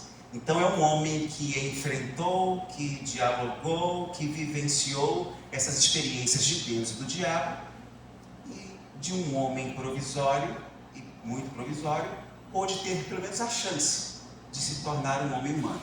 Isso é um outro nível de leitura, mas existem tantas outras para se pensar essa questão desse homem humano. O que quero dizer e pensar, né? Coloquei, isso já disse anteriormente, né? Sobre essa questão de clássico e a quem desejar ler, não desanime.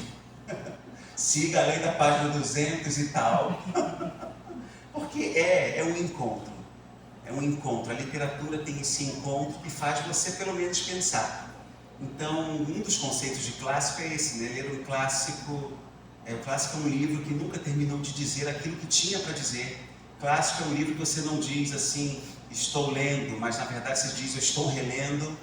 E para estudantes de letras aqui, né? Temos estudantes de letras, ler é imprescindível. Vocês que são da língua inglesa, vocês que são da língua portuguesa, leia. Leia, não fique dependente só de internet, ou de PowerPoint de professor, ou de citações, recortes, leia. Separe tempo para ler, porque quem sabe em algum momento da leitura, com um autor, com uma aula, com um texto, com um livro, quem sabe a sua vida vai ser povoada ou visitada por Cronos, por Anaguike, e você seja levado para uma travessia. A ideia é essa. Quando você tem uma possibilidade de pensar assim, você faz uma travessia. Então, como a Milena falou, e eu também gosto de pensar assim, não existe conclusão, não existe considerações finais. O que existem são considerações nada finais, porque nada está fechado, né?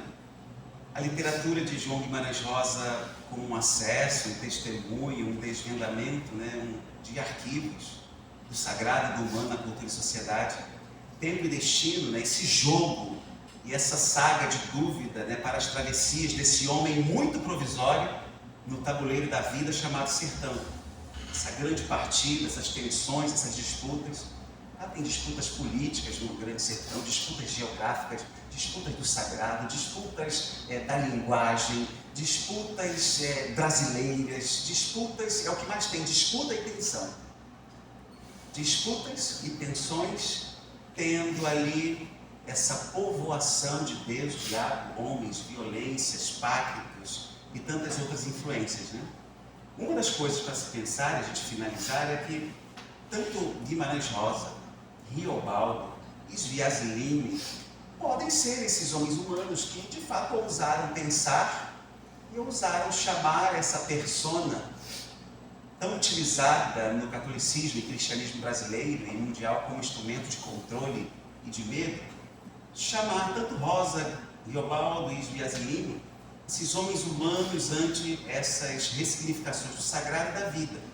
Seria, e é uma interrogação na verdade, né? A gente tem mais interrogações do que afirmações.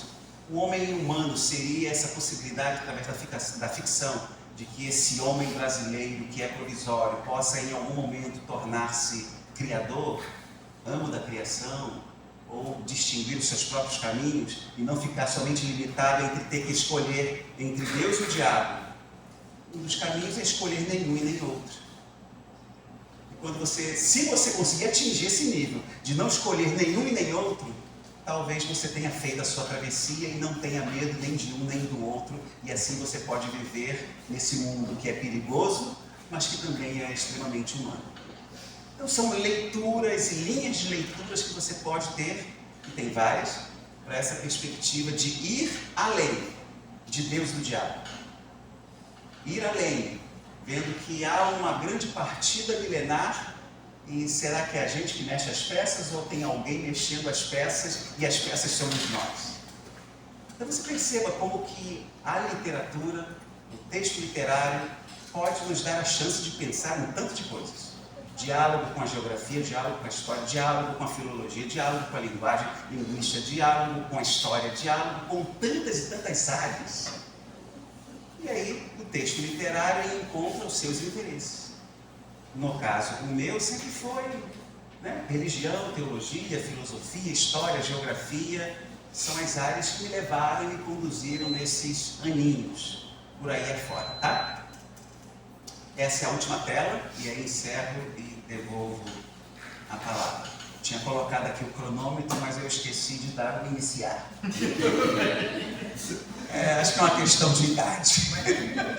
A gente está na mesa que o palestrante não lembra de iniciar, o controlador também não lembra de iniciar, ninguém consegue. Sério que ó, está zero o tempo.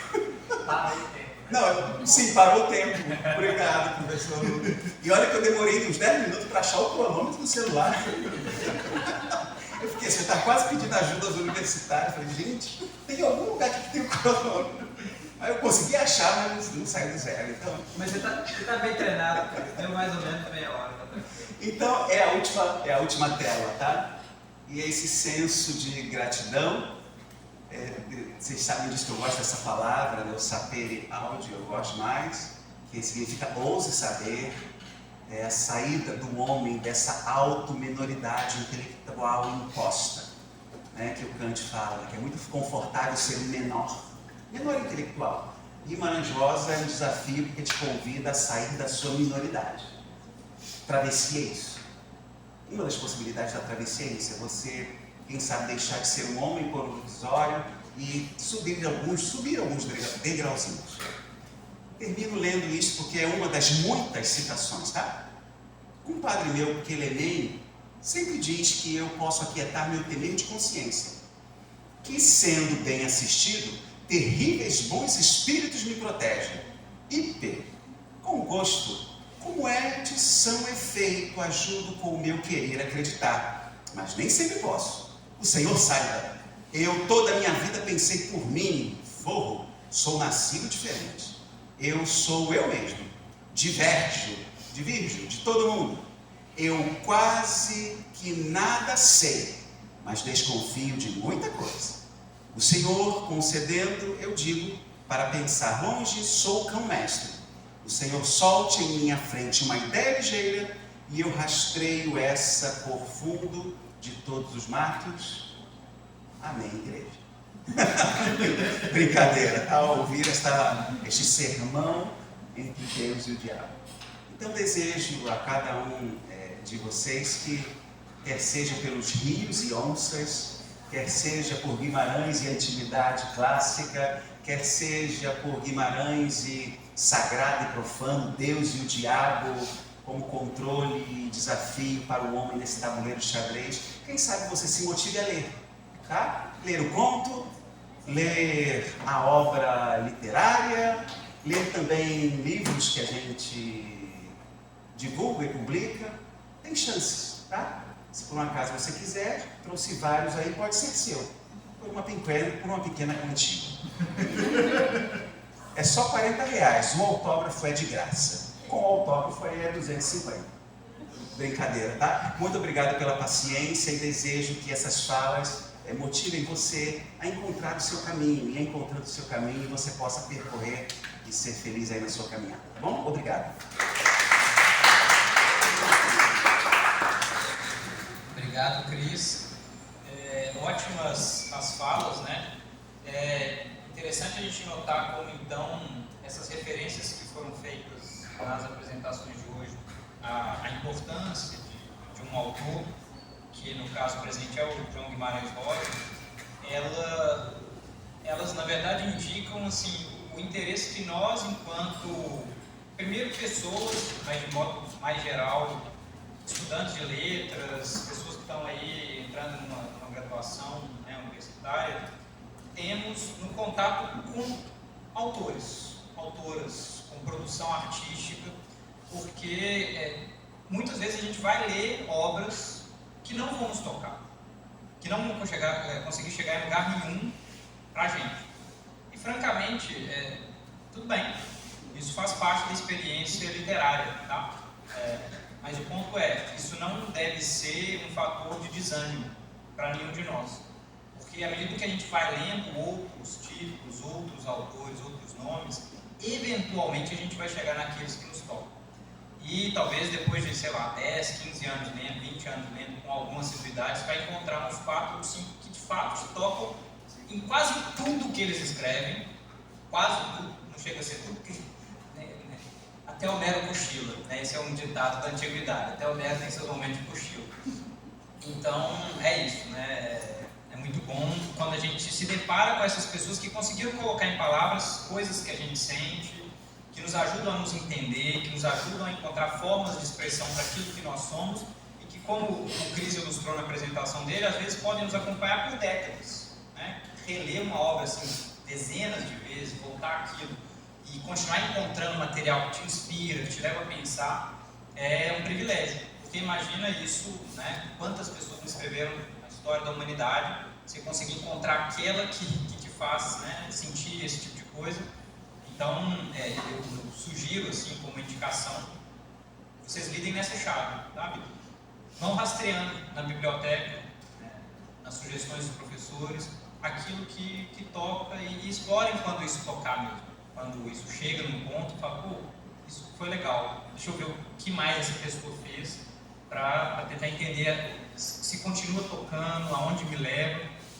E João Guimarães Rosa é um que consegue, vejam, eu sou ninguém comparado com os dois aqui, tá? Eu fiz ligeiras incursões em Guimarães Rosa, sou um diletante.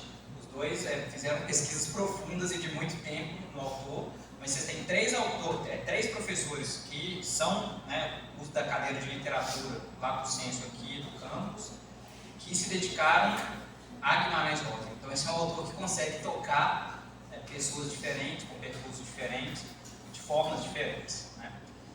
Então deem uma chance aí, que pode ser que valha a pena. Para começar o debate, né, eu vou já abrir, assim, caso alguém queira comentar, fazer perguntas e tal. Só vou fazer 2 comentários muito gerais, com base nas apresentações. Primeiro, para Milena, eu achei sensacional trazer o conceito de multidão, porque justamente esses 2 outros conceitos mais comuns, né, povo, massa, eles de fato têm cargas não só pejorativas, mas muitas vezes complicadíssimas, né? Esse povo, no final do século XIX, a gente pensa aí na apropriação política que foi feita disso, para os extremismos, e que volta a ser feita, né, na contemporaneidade, todo um discurso autoritário que diz assim, a voz do povo, né? A voz de Deus, e que povo é esse, que Deus é esse, etc. Mas aí, pensar a multidão, a gente abre talvez para um campo mais democrático, né?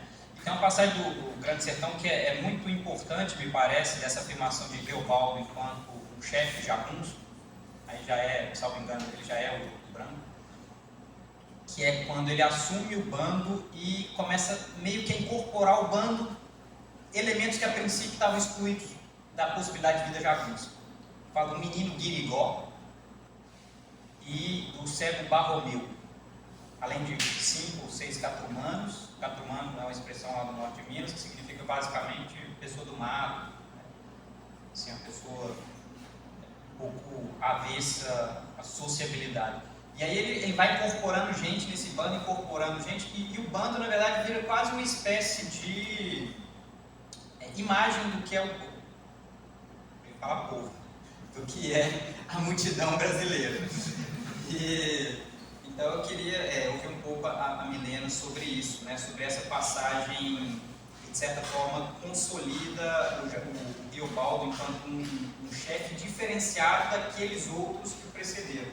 Ele sempre recorre ao exemplo de Medeiros Vaz, ao exemplo de Zé Ledeiro, menciona Joãozinho Bem-Bem, vai falando dos antigos chefes jagunços anteriores que ele tem como modelos, mas ele assume uma série de atitudes que são muito desviantes desses modelos anteriores. E me parece que o caráter excepcional dele enquanto chefe passa também por aí. E para o que propôs o Cris, é muito interessante se a gente pensa nessa palavra, né, que é Cronos Kaiamin. Ela é uma dicotomia que trabalha na lógica em que o Cronos remete à historicidade, né, então aquilo que é próprio da experiência humana de tempo, a passagem do tempo, e a Ananke, ela frequentemente é vista, uma das traduções ali que o Guimarães Rosa usa, né, na passagem que você leu, é fatalidade. Ela é aquilo que é da ordem da necessidade, né, daquilo que meio que, dados os pressupostos de base da nossa existência, necessariamente vai acontecer com o desenrolar do tempo. E aí surge uma questão que é muito importante para o cristianismo que vai lidar com essa dicotomia, que é o espaço da liberdade humana, justamente, né? Então, se existe necessidade, não há liberdade. Que é assim, se nós nascemos com um condicionamento de cérebro tal, um contexto tal, vamos encontrar a pessoa tal, vamos nos apaixonar pela outra pessoa, etc, etc. Onde é que está o espaço para a liberdade da ação humana? Esse foi um debate muito grande para o cristianismo, porque justamente se a gente não tem liberdade, a gente não tem culpa, né? Se eu faço o que eu faço, porque eu nasci como eu nasci, no contexto em que eu nasci, Deus é quem me fez matar o fulano que eu matei. Ou Deus me fez cometer o crime que eu cometi. Então, bem, a roxinha é um dos nomes importantes, né, para lidar com essa questão, mas eu acho que ficou muito destacado assim, na fala do Cris, como o Guimarães vai explorar justamente esse espaço da liberdade. Quando ele começa com um nonado e termina com travessia, ele está, de certa forma, dizendo, olha, a existência humana, ela se dá entre não existir, existir, que é a travessia, e deixar de existir. Ele não bate o martelo em deixar de existir porque ele termina com a travessia. Mas, em todo caso, a ênfase é nesse período de existência, né? Então, eu queria te ouvir um pouco, Cris, sobre essa questão da, digamos, da liberdade humana dentro dessa dicotomia que você explorou tão bem aí. É isso. Bem, se alguém quiser ir formulando aí uma pergunta, fique à vontade. Pedro, quer ver? Vem que a gente já faz uma primeira rodada. Posso falar sem microfone? Acho melhor. Pode, fique à vontade. Nas leituras que a gente fez com o Rafael, que a gente conseguiu ler do livro, uma coisa que era muito destacada era essa relação de que tem essa figura do demônio muito presente, especialmente quando se está falando sobre Jadorim, né? Existe alguma coisa quase subliminar dentro da obra. E eu queria perguntar sobre o simbolismo dessa revelação, no final, de Jadorim ser uma mulher e logo em seguida morrer. Eu queria saber o que vocês pensam sobre isso, quais as implicações simbólicas, se relacionando até talvez ao contexto da época ou do dado biográfico do autor. O que essa revelação significaria assim? Já foi pra carne no pescoço. Obrigada, Rafael, pelo comentário. Então, um ponto que é bem interessante justamente dessa justiça jagunça, principalmente nessa roupagem do luto branco, né, que é justamente na liderança de Riobaldo, é essa noção de comunidade, né, essa noção, obviamente, dentro de todos aqueles contextos que se inserem na própria violência, que é a jagunçagem, né, mas nessa ambivalência de se colocar muitas questões na mesa, de tentar seguir um caminho deste homem humano, né? Penso, por exemplo, que essa integração dos quatro-humanos e ao mesmo tempo eu também comentei, né, na tentativa de sair do bando, nessa possibilidade, né?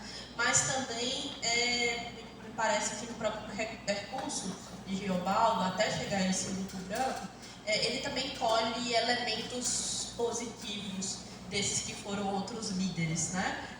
Uma perspectiva mais política de outro, que, por exemplo, tem um momento do julgamento anteriormente na narrativa, e Riobaldo fica sempre muito atento a aqueles percursos que eu posso dizer que seriam de uma redução de dano, né? Então, essa percepção assim, do que seria essa multidão e como essa multidão vai se formando no bando de Riobaldo é bem interessante nessa possibilidade aí de uma justiça jagunça, né?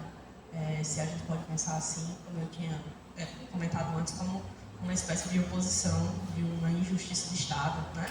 Tem um momento que eles estão ali no bando dele, né? De um lado tem o bando de Hermógenes, do outro lado tem o governo. Então, é sempre nessa ambivalência do precisar sobreviver, mas ainda que naquele contexto de violência reduzir esses danos. Eu acho que entra aí esse debate sobre essa multidão. Primeiro na integração de quaisquer, né? Porque quando um grupo é muito fechado, né, ele possibilita a integração de outro que não seja uma perspectiva muito similar. E aí a gente teria muito mais o caminho da ideia de povo do que de multidão, né?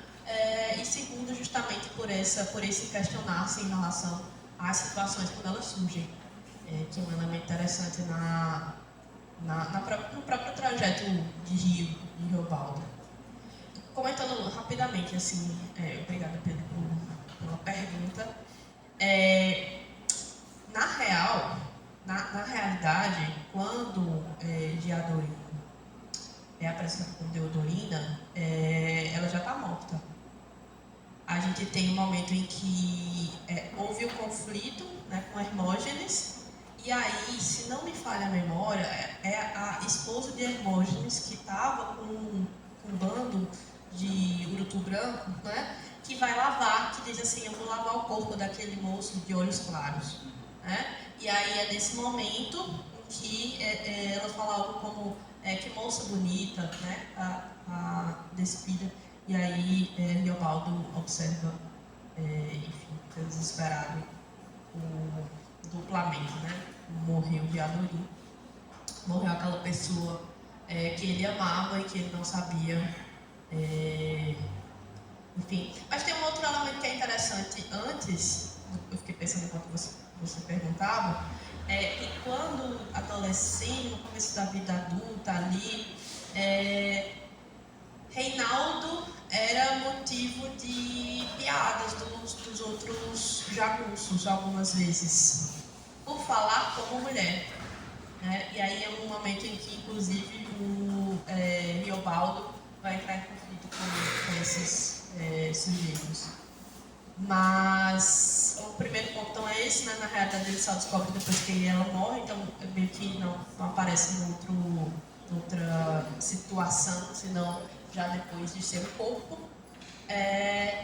E eu penso que parte disso é esse próprio conflito com as escolhas, né? Como se colocar nesse lugar de que, no caso de Riobaldo, de que ele não poderia estar como Diadorino.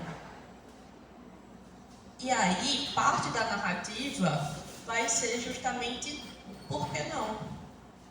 Porque não falei para Diadorim que amava, ou que o amava. Porque uma outra coisa que não dá para saber é se Diadorim seria uma espécie de donzela guerreira e por isso que estava vestida de homem, né? Ou um entendimento que seria talvez muito contemporâneo, que seria, por exemplo, de fato do homem. Né? Então, uma outra questão assim, que é uma discussão, tem a Mara Moira, que é uma literata e estuda como uma mulher trans, estuda sobre sexualidade e tudo mais. Ela diz que o Grande Sertão Veredas, puxando muito, é o primeiro romance a tratar desse gostar trans na literatura brasileira, mas nesse campo de não ser necessariamente essa discussão, né? Então, acho que parte disso, parte do que vai motivar, do que vai ser um fio bem interessante para a narrativa, vai ser justamente desse questionamento do Riobaldo, de por que eu não falei com Diadorim, né? Por que eu não fui homem humano? Por que eu não tomei minha decisão? Por que eu não agi? Por que eu esperei um destino acontecer? Né? Eu acho que esse movimento é um movimento que é muito dessa condição ali da morte da Diadorim. Esses porquês, na minha fala eu tentei dizer que é a questão do veto. Enquanto há um veto dessas duas figuras de Deus e do diabo como instrumento de moral e medo, jamais ele poderia se relacionar com outro homem dentro daquele cenário. A quem se interessar, as páginas finais, por exemplo, nesta edição, né, 610. O último texto é 624. Né? Então, na página 610, vem descrevendo a batalha renhida entre Hermógenes e Diadorim, tá? Quando ela morre. Mais adiante, já na outra página, 613, aparece a figura da mulher do Hermógenes, que também, né, é capturada, mas eles entendem logo que ela não é uma mulher maligna. Maligna é uma mulher maligna, e de fato é ela que vai cuidar e vai, de fato, assim, lavar o corpo. Vai lavar o corpo. E nesta lavagem do corpo é que de fato, está aqui na página 614, que se descobre e se dá essa sentença, que é mais uma sentença dos trânsitos de D. Olha só os nomes de Diadorim, vamos lá. Menino, Reinaldo, Diadorim, Deodorina e Maria Deodorina, da Fé. Então você tem uma série de trânsitos de Deus. Por exemplo, Diadorim, tem autores que vão apelar um pouco e direcionar a diabo. Deodorina, Del, né, que é a Deus, sabe? Maria Deodorina da Fé, aí sim, essa revelação pós-corpo morto, de que ela não é um homem, mas é de fato uma mulher. Então esse trânsito de Deus, de alguma maneira, está apontando para essas duas figuras que são controle, são veto, dentro daquele cenário de violência e cenários humanos. Uma dessas questões, a própria professora Milena falou, dessa possibilidade de não se relacionar porque eram dois homens, dentro daquele cenário jagunço, machista, homem, morte, facada, tiro. Então, havendo o veto, havendo essas personagens como controle social, não haveria possibilidade. Essa é uma das questões do diabo. Não existe homem humano, né? Que é a sentença final. Então, respondendo, tem a questão de Diadorim com esse trânsito de Deus, né? Dia, Del da Fé, que reporta Deus, diabo e essas possibilidades, como também o próprio nome Reinaldo. Reinaldo seria esse rei que conduz. E de fato, desde que ambos se conheceram na adolescência, Riobaldo e o menino, que na época o nome era até o menino, quem conduz e encoraja Riobaldo é Diadorim. Então, Diadorim é essa personagem que atravessa o romance inteiro e a revelação justamente da morte é essa possibilidade que encoraja ele já que eu não pude efetivar a minha liberdade me relacionando, agora que eu descobri que ela era o meu amor e que é uma mulher, então eu caminharei para essa decisão de ser um homem humano onde o diabo não há. É a parte final mesmo do romance. Essa revelação de Maria Deodorina da Fé Martins Bittencourt, essa parte final que dá mais um salto. Assim como o adolescente Reobaldo foi dar um salto de coragem a partir da condução de Jadorim, na morte de Jadorim também é um outro salto, que já é a parte final do romance, em que ele dá essa sentença: o diabo não há, existe um homem humano, travessia. Então a travessia que antes não pôde ser feita pelos fetos, agora pode ser feita. Isso é um dos caminhos. E por fim, a questão que também o professor Rafael perguntou, da questão dos espaços de liberdade, né? Aí me veio à mente, e para um diálogo, e muitos estudantes conhecem, é o ponto A Igreja do Diabo, de Machado de Assis. Né? A Igreja do Diabo é o seguinte: o diabo vai diante de Deus perguntar e dizer: olha, eu não quero ficar nessa posição secundária, eu quero criar minha igreja, criar o meu evangelho. E Deus permite, tá bom, vai lá. E o diabo começa a pregar o evangelho dele e chega-se muitos adeptos, isto é, lá são as virtudes, aqui você pode pecar. E atrair uma multidão de seguidores. Mas o diabo, depois do meio final da história, começa a perceber que o pessoal vai se desviando da igreja dele. O pessoal cansou de pecar e agora está querendo se santificar. Antes, o pessoal podia pecar e não queria, agora pode pecar e também não quer. E qual é a última frase quando o diabo chega diante de Deus, revoltado? Mas olha, o pessoal está se desviando da minha igreja e quer começar a se santificar de novo na sua. A parte final, a fala do diabo: meu caro, esta é a eterna contradição humana. É a última parte do conto. Olha só, a perspectiva de Machado de Assis, falando sobre isso, desses controles dentro da contradição humana. Se você vai para a própria literatura judaico-cristã, Paulo em Corinto vai dizer isso, O bem que eu quero fazer, não consigo. O mal que eu não quero, este faço. Miserável homem que sou, quem me livrará do corpo dessa morte? Eterna contradição humana. Então, em diversas literaturas está esse homem com a potencialidade de liberdade, mas existem vetos, controles, e a gente fica nisso, bem, mal, nessas tentativas. É o que no meio do romance, aqui na página 429, vai dizer que é o homem provisório. De alguma maneira, esse homem provisório é esse homem que fica aí meio perdido nas suas contradições, mas sempre ali com aquele cantinho de veto da moral, dizendo não faça, ou uma pontinha de culpa. Então isso perpassa-se no romance, como a professora Milena falou, ele teve a chance de ter esse encontro com o Diadorim, mas não pôde ter depois da morte. Ele se deságua para esse sentido de que, aí é mais um D, o diabo não há. O que existe é o homem humano.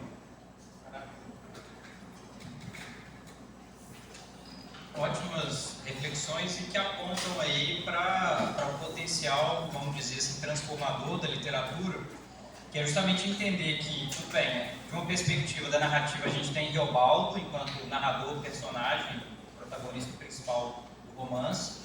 Nesse sentido, daria para entender até o romance como uma espécie de romance de formação desse Reobaldo, enquanto um jagunço que se afirma, um jagunço que vai se tornando pouco a pouco responsável pelo próprio destino, até se consagrar narrador quase barranqueiro, como ele termina lá no final dizendo, mas que de certa forma me parece aplicar o Guimarães Rosa enquanto autor e, no limite, a nós enquanto leitores. Se a gente acompanha o que foi a proposta do próprio professor Cristiano, dizendo da formação que ele obteve enquanto lia, relia o romance, me parece que a gente pode pensar no que é essa autoafirmação como um processo de desvelamento desses condicionantes que estão aí na sociedade, que vão nos implicar certos valores, que vão nos impor certas ideias, e conhecendo como esses mecanismos funcionam, nós podemos nos tornar, enfim, responsáveis e dizer, olha, eu vou tomar essa decisão sabendo das implicações daquilo que me levou a isso, e aí sim ser capaz de nos afirmarmos enquanto seres mais ou menos autônomos, mais ou menos autodeterminados. É óbvio que isso é sempre um ideal, acho que nenhum de nós consegue esse nível de saída da Matrix, mas me parece que pelo menos ter em vista esse processo é algo desejável, tá? Para nós todos. Então, valeu demais pelas reflexões. Alguém mais quer fazer alguma consideração, algum apontamento? Sei que o Grande Sertão pode ser assustador a princípio, mas quem sabe a gente não está estabelecendo aí uma tradição de encontros em volta do autor ou da obra, e aí aos poucos vocês vão revisitando isso. Mas se quiserem compartilhar qualquer impressão, fiquem à vontade, é o momento, ou esperem a próxima edição do evento. Não? Não. Então a gente agradece muito a presença de vocês, muito a presença da Milena e do Cris aqui. Foi uma noite, espero para vocês também, de muito aprendizado. E a gente tem amanhã a última etapa, né, desse evento, vai acontecer lá no Teatro Francisca Clotilde. Às 18 horas, o poeta daqui, não é daqui de Aracati, mas já está morando aqui há cerca de 20 anos, o de Deus Salles, vai apresentar o livro dele, Sertão em Verso e Prosa. A gente vai fazer uma conversa com ele, e às 19 horas a professora Lorena Lopes da Costa e eu fazemos uma fala breve sobre o Grande Sertão mais uma vez. Tá? Então quem quiser, tá aí o convite. Não sei que vocês têm aula, não sei nem quem é o professor da quarta noite. Eu sei que boa parte de vocês não vai poder estar presente, mas se puderem, apareçam por lá, vão ser muito bem recebidos, vai ser uma alegria contar com a presença de vocês. Mais um abraço, uma salva de palmas.